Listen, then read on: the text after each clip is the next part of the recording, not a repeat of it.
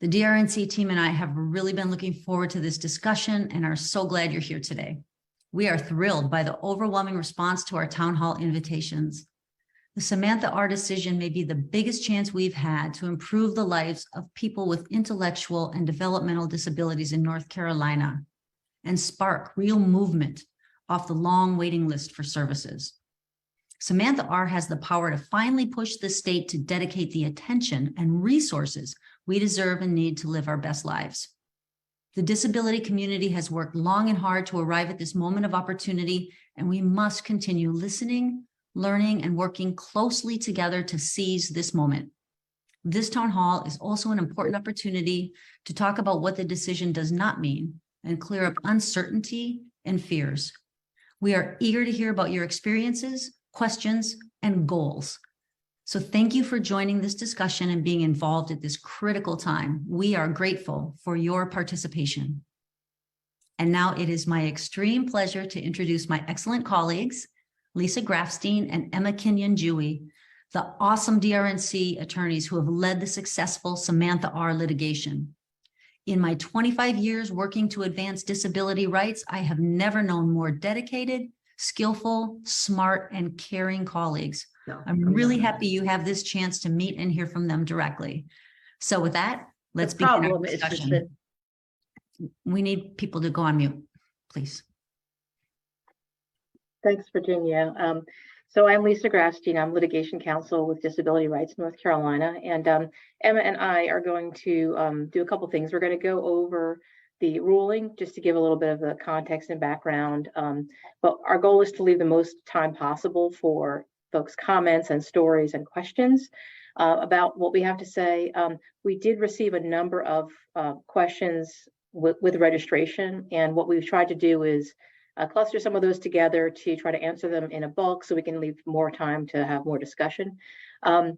Before we get into sort of the sections of questions, Emma's going to give us a little background on the case. Hi, good afternoon or good evening. This is Emma Kenyon-Dewey. I'm legal director here at Disability Rights. So to understand the ruling and what it means and why it matters, we want to explain a little bit about where it came from. The lawsuit was filed 5 years ago, but it started before then. We had been hearing from the community about a number of issues. Some were facing service cuts that they had to appeal to remain safely at home. Some were having problems getting needed services due to the supports intensity scale and their assigned budgets. We found that some were living in adult care homes and other settings that did not meet their needs and were not where they wanted to live. So many people were calling about the waiting list. Then the waiting list was around 11,000. Now it's a lot more. As we talked with more and more people, it became clear to us that these were not individual problems, that they were all tied together. And we were seeing systemic problems that were caused by the way that the system is set up. So we set out to address those problems at a systemic level in order to try to help as many people as possible. And we also wanted to share with you some of the stories of the individuals from the case. You've heard the name Samantha, and you may know that she was placed in a developmental center when her services were cut, and she couldn't get out. And after a lot of advocacy by her parents, disability rights, and others, she's now in a group home. There was also Marie, who was on a waiting list for services for years. We met her living in an adult care home and being over-medicated and not having her needs met. Now she has a waiver slot and she's being supported in the community and in her own apartment. There was also Jonathan. Jonathan was in a group home, but it wasn't right for him and he was isolated and he needed more support that could be made available to him there. And he was also on the waiting list. Now he is in a group home that gives him greater access to the community and access to his family. Mitchell also had the waiver. But his services were being cut, making it hard for him to be served in the community where he wanted to stay. We were able to help him as well. And while we were able to help these people individually, we wanted to make sure that it didn't stop there. Right on time, Lisa. Thanks. It didn't stop there, right? So we filed a lawsuit and we named those individuals that Emma mentioned as examples of part of the sort of larger problems that we have been hearing about and seeing.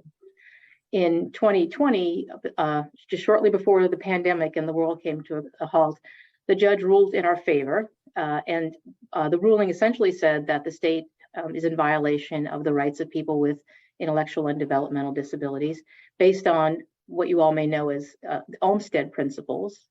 We sometimes talk about the integration mandate, but essentially that it was an Olmsted violation that folks were not, didn't have access to adequate services in the community. So the judge, in response to that ruling, gave the state some time to come up with solutions. When that didn't happen within the time period of the last couple of years, we recommended that the judge set some deadlines for the state to do the things that needed to be done, and that we all kind of know need to be done to move the system forward. And the judge agreed with that.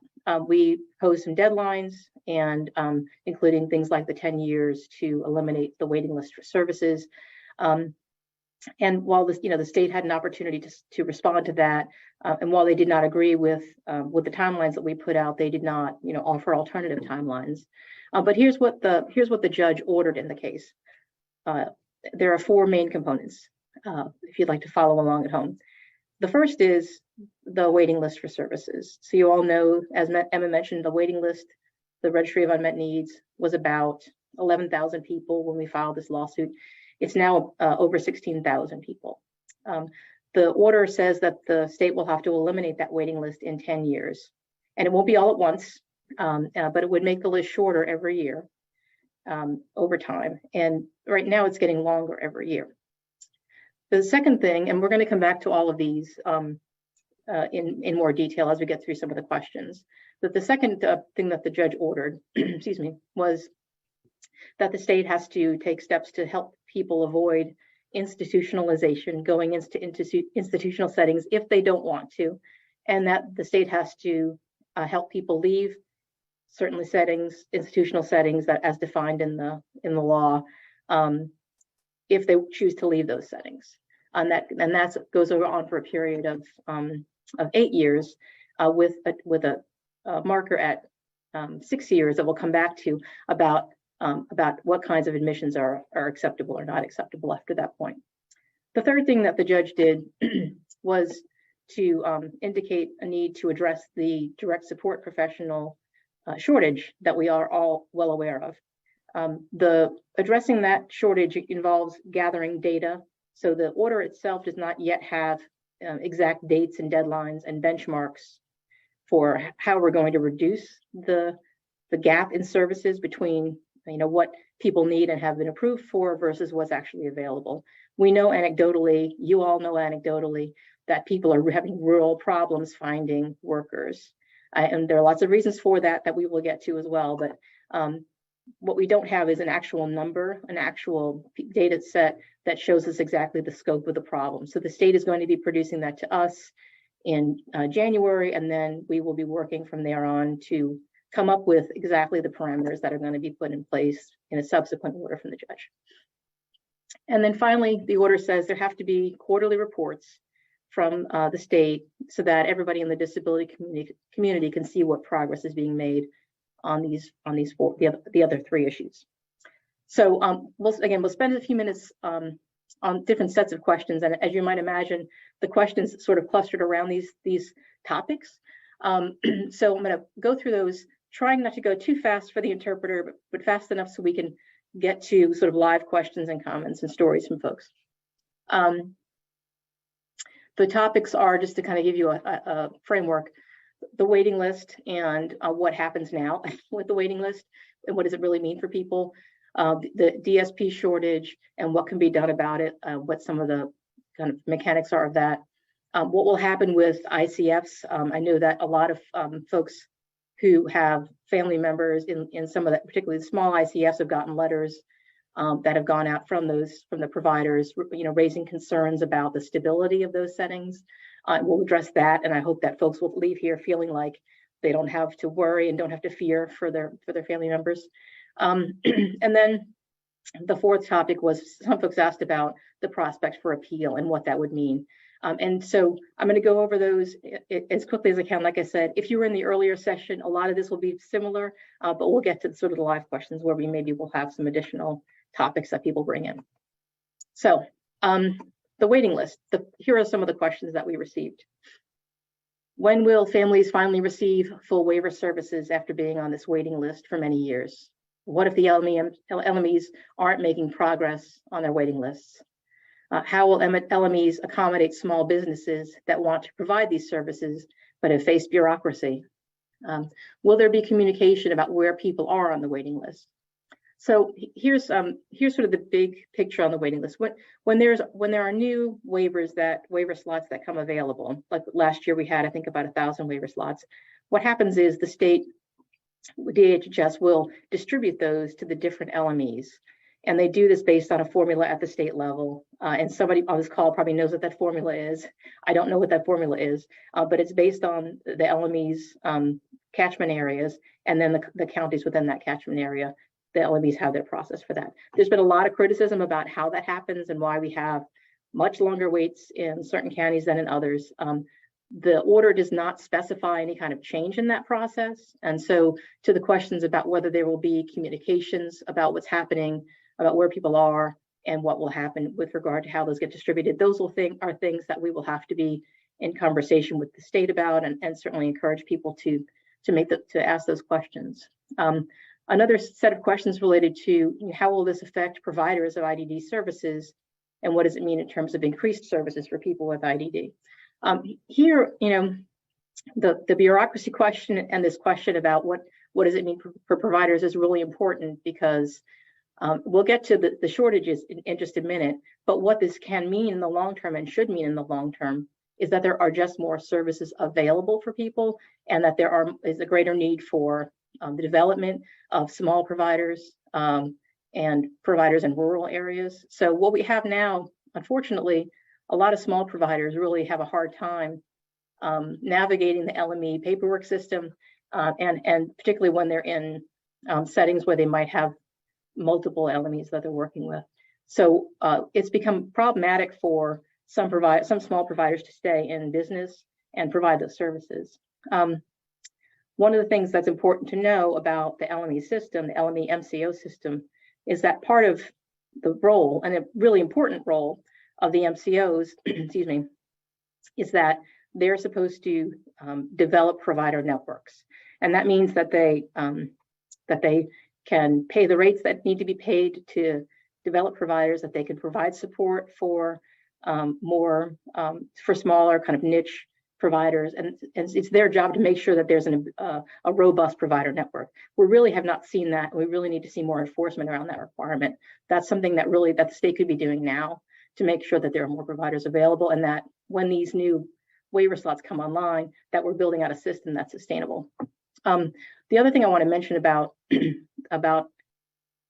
the development of additional providers and the availability of additional services is that we're really talking about a huge economic development opportunity. And I've said this to some of the folks on this call many times. We're paying $1 billion or more to bring VinFast to the state, a corporation to the state, to do some manufacturing, which we do that because it brings jobs. Well, these waiver slots equate to jobs, right? Every time you have a waiver slot, and if you're actually staffing the services, that means people are being employed. I want to pause for a second and talk about what that means when we're talking about community services, that people have services in the community. So the innovations waiver is, by definition, it's an alternative to institutionalization. In order to qualify, in order to have a waiver, like an IDD waiver, a state has to explain to CMS that we need to serve people in the community as an alternative to institutionalization. And we're serving people who have an ICF, a need for ICF level of care. So a lot of times when people talk about needing an ICF level of care in terms of somebody needing to enter into residential setting, there's confusion, because that level of care should also be available in the community, and that's in fact what the waiver is for. So as we're talking about what services are available in the community, anything that's available in a residential setting should also, and when I say residential, in this context, I mean specifically in an institutional setting, it should also be available in the community, because that's what Olmsted requires. There has to be equal access on both sides.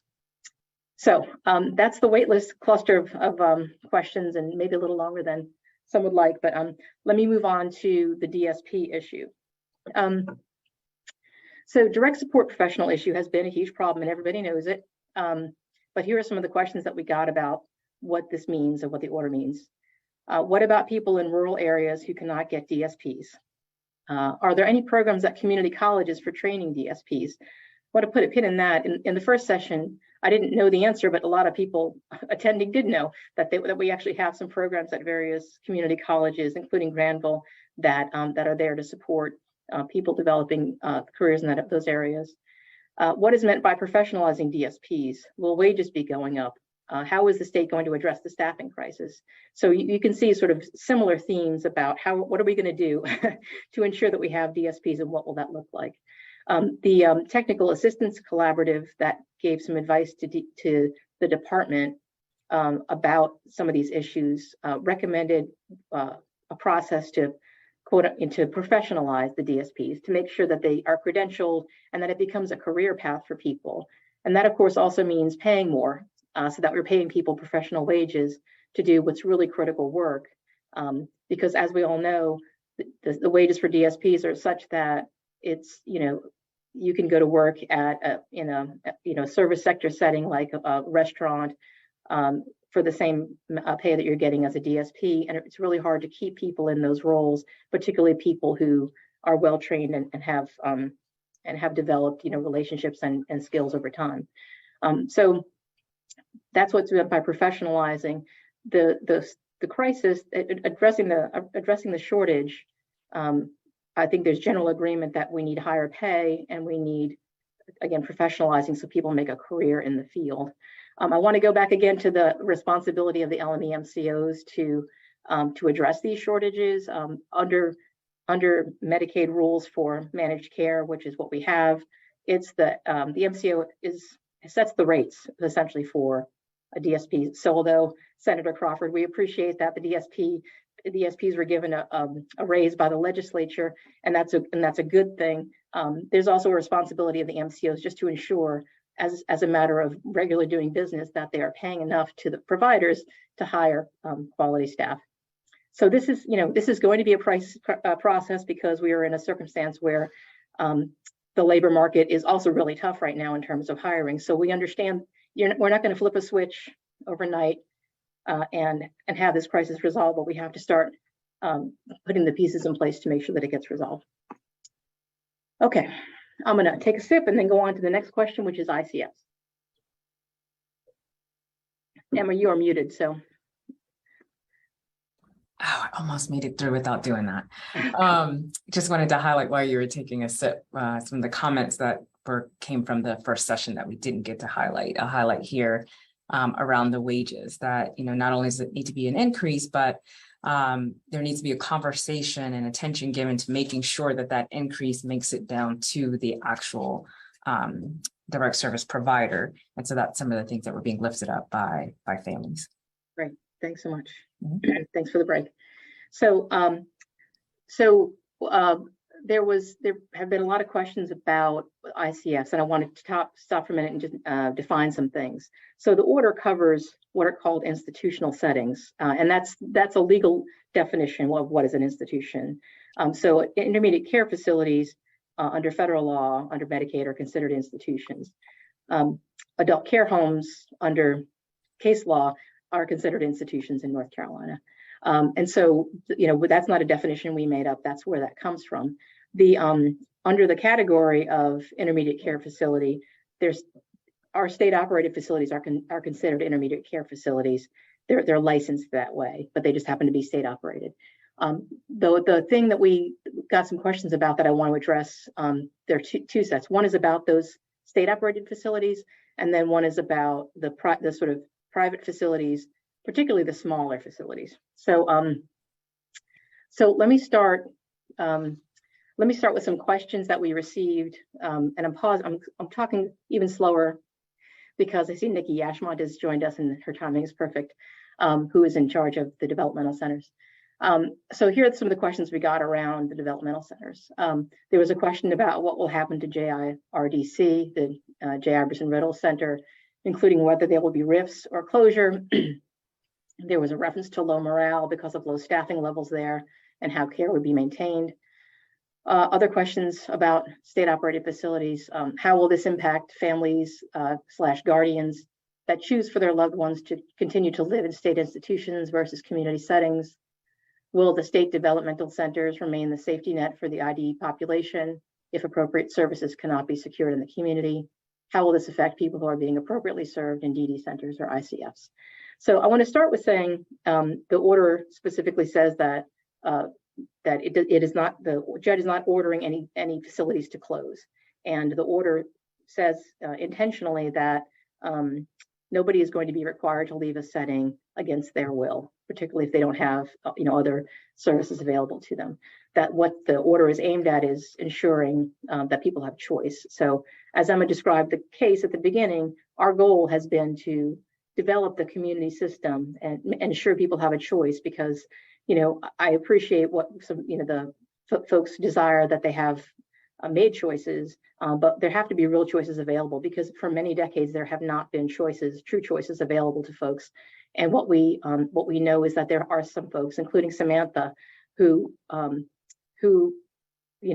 lived in a developmental center because the community services were not there for her. So so I just want to make that really clear, because I know that that's a concern. And to Virginia's point, getting started, one of the reasons we're here is we don't want people to be afraid of this order, because it does such tremendous things in terms of the future of the IDD services in the community.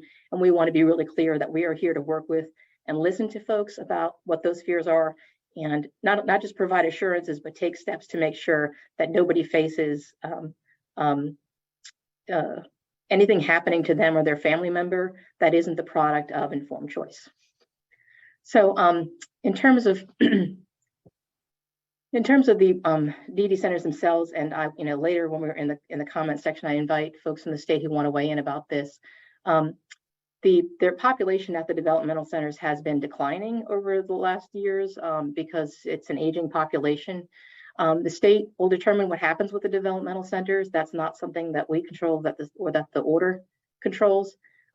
We understand that there is current planning, strategic planning and long range planning going on at that level, at the state level, about the DD centers. And that what we, at least I think the state has been signaling, is that they do intend to move toward the centers being for short-term stays for things like respite and stabilization. Which is consistent with what the order says in terms of the future. So to the safety net question, I think that does, I hope that answers that it should be there as a safety net. Again, we don't control that, but this is what I'm understanding from where the state is going. The Technical Assistance Collaborative I mentioned earlier, the contractors recommended to the state that they work with staff at the developmental centers to direct those services to helping community-based providers, that we have a real variety of skill sets in the community in terms of supporting with people with IDD, and that folks at the developmental centers who have the expertise in that area can be really valuable in that context. And I don't know if that advice will be followed or not, but that's an area that I hope will be of interest to folks who are concerned about rifts or layoffs at developmental centers. So I want to move on from there real quickly to folks who are in private or the ICFs that are not run by the state. A lot of those are small, up to 6-bed facilities. My understanding is that there are about 650 people in the state who are in some of these facilities. And I want to just read you some of the comments and questions we got about that. I understand that some of the providers of these services, that letters went out to family raising concerns about the order and what it means. And I feel like maybe I already said that, but we've had multiple of these sessions today, so I apologize if I'm repeating myself. But we understand that that's kind of generated a lot of interest in these sessions and a lot of the questions that we've received. Okay, so here are some examples of what we received. My minor son's ICF group home sent out a scary letter suggesting his home was in jeopardy I would like to know if this is true. I will tell you, the answer is that this order does not require any closures. From our point of view, no, but I want to come back to people's actual and understandable concerns. What are your plans for the individuals that are currently in great ICF homes that want to permanently live there if you do not allow admissions after 2028? Can the new admission clause for ICF homes be removed from this lawsuit? Let's come back to that later too, because I think this has become an issue that we really need to clarify, but I want to do it all at once. Are guardians going to be able to admit the disabled adult children into group homes after 2028? I want to emphasize group homes are not considered institutions under state and federal law. And so group homes are not covered by this order. There's people sometimes talk about ICF group homes, by which they just mean the smaller ICFs. But group homes that are like innovations waiver group homes are not covered. If my son's LR, least restrictive environment, is an ICF due to challenging behaviors, will he have to leave his ICF? Again, no is the answer. So the order, I just want to emphasize what the order explicitly states. What we do understand is that, folks have reflected back to us. We understand it doesn't say close the facilities, but if you don't let people, if you say that you cannot admit people after 2028, then the ICFs themselves are telling families that they will have to close. That's something that I don't think that that's necessarily the case, but I understand completely why people are having that conversation. So here's what we have done in response. First of all, we want to respond to these questions by saying, disability rights advocates for all people with disabilities in the state. As Virginia said, we will never advocate to harm your child or to harm your family member or to harm a person with a disability. And that certainly means that we're not going to advocate for the closure of a facility that leaves somebody without a place to go or without services, or a closure of a facility where people want to stay. So just want to be completely clear about that. That's not our interest. We're not interested in the strict enforcement of this order for its own sake. What we want are good outcomes, and what we want are good outcomes that we get there together. Okay, so what we have done is we have reached out to the lawyer for the state and said, essentially, something we've said many times over the years, which is, let's have a conversation all together. Let's bring together people with disabilities. Let's bring together protection and advocacy organization, disability rights. Let's bring ICF providers. Let's bring family members. Let's figure out a solution here, because we're not interested in what a facility is called. What we're interested in is that people have a high quality place to live, that they're as integrated as possible into the community, and that they have as much individual freedom as possible. So what we know as the Protection and Advocacy Agency, going around the state and monitoring in all different kinds of settings, is they really vary in quality. And I'm just going to be blunt about this. Group homes are technically community-based. There are good group homes. There are not good group homes. There are bad group homes. Any kind of facility that's out there, there are good and there are bad.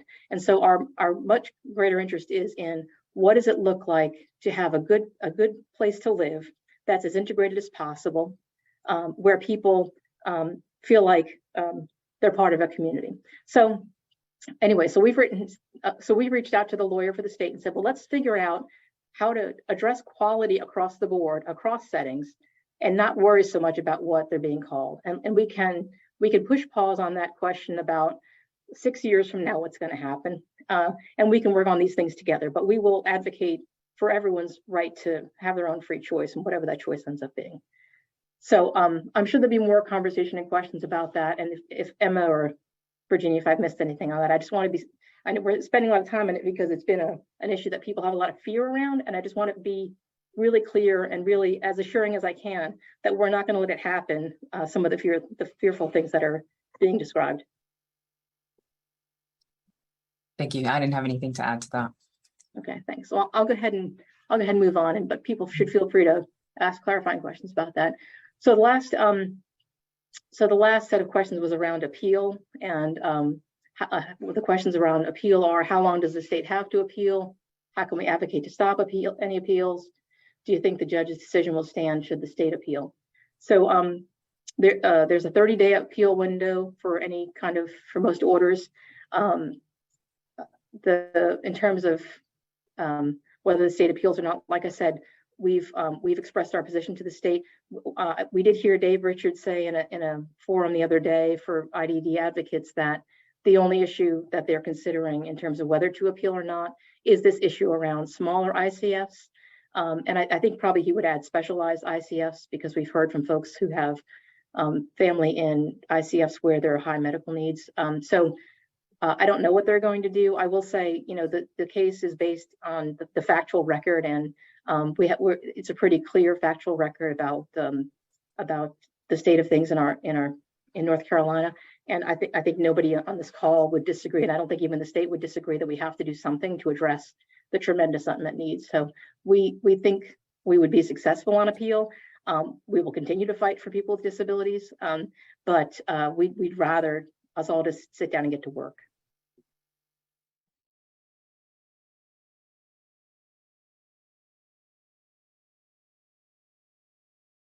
Really appreciate the comments so far. Yeah, thank you, Lisa. We've got time. I apologize, Institute. This is Dana Roney, and my daughter is Samantha, and she's the one in the lawsuit. And I just wanted to make a quick comment to all of you that I hear you when you say, I'm worried about my child who screams all the time or sings all the time. Is he going to be disruptive to the neighbors or whatever? Well, you know what? There is a place in the community for him if that's what you choose to have, because my daughter, who has extreme self-injurious behavior, who also vocalizes, I am standing in her home right now, getting ready to go with the workers to take her swimming so I can show them how she does in a pool. People, don't give up. Fight for your loved one. There is no disability that cannot be worked with and helped with in the community if that is where you want your loved one to go. For those of you who have a great ICF situation and you are getting your services met, you're getting the needs met, by all means, I support you. That is fantastic. But if you want your child to be in the community, to be able to do more, to go places more, fight for it. Yes, things are not completely ready for everybody yet, but that's what we're trying to do. We're trying to create these places so our loved ones can make choices. And it's not going to be instantaneous. It's going to take a little bit, but it can be done. My daughter's living proof. So I want y'all to have hope and keep fighting. Dana, thank you so much. I think that brings us to time. Very moving, illuminating, and motivating to hear from you and everyone in our community. It can seem that even when we win, it's just the beginning. But one thing you can count on is that DRNC will continue fighting for positive change for people with disabilities, and with your support, we'll keep winning. Make no mistake, these victories can be a win-win-win for everyone. So please don't lose the vision of what can be. People with disabilities can have and deserve to live their fullest lives. So in closing, I just want to say, please stay in touch with us. We are happy to organize additional town halls as needed. I want to thank everyone watching us on the Facebook live stream. We've been capturing your comments, answering your questions, and sharing information along with everyone here on the Zoom. Please like and follow our Facebook page for updates.